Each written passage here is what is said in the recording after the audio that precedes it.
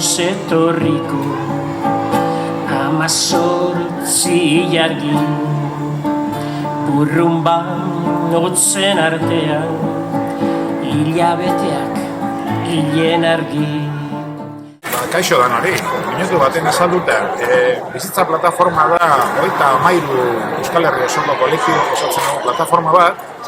Sasoi honetan eraikuntza eta eraiketa oso oinarrizkoa ditugulako, eta nahiz eta elkar ezagutu kalien aurkitu gara, bai dugu hor sakoneko sentipen bat eta dei bat, jentie ekintzara aditzeko eta ekintza horretatik, askatasun osotik, elkarrenganatzeko etorkizunari begire eta erantzun eraikitzaileek bultzatzeko mundu osorako bai Euskal Herria gabiatu.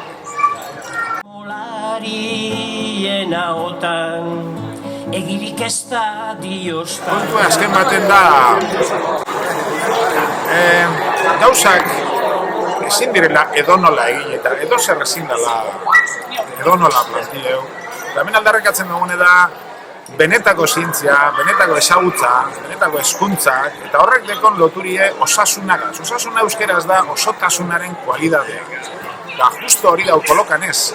Guztiz barreiatute, suntzitute eta hori erreibandikatzen dugu. Zelan osasune zileken izen askatasunei barik.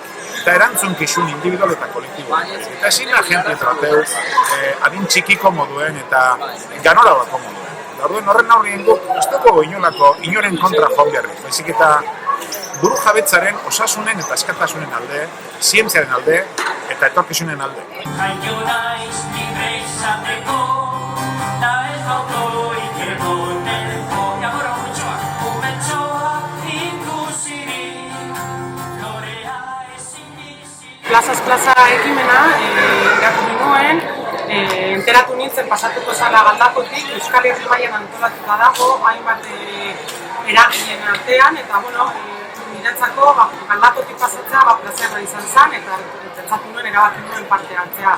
Zergaitik, pandemia garaian umeak kriminalizatuak izan ziren, guztiz kriminalizatuak, bahituta etxeetan, guraso onartu genuen hori egoera, eta hasikeran pentsatzen zenuen zaindura gara, ondo etxean, baina denbora joan ahala ikusten zenuen zelan egoten ziren umeak, pairatzen hori egoera, eurekiko zer ikusirik zeukana. Ni ama moduan oso kezkatuta bizi dut, eta ez bakarrik fizikoki, bai psikologikoki sufrituko dituzten ondoriak.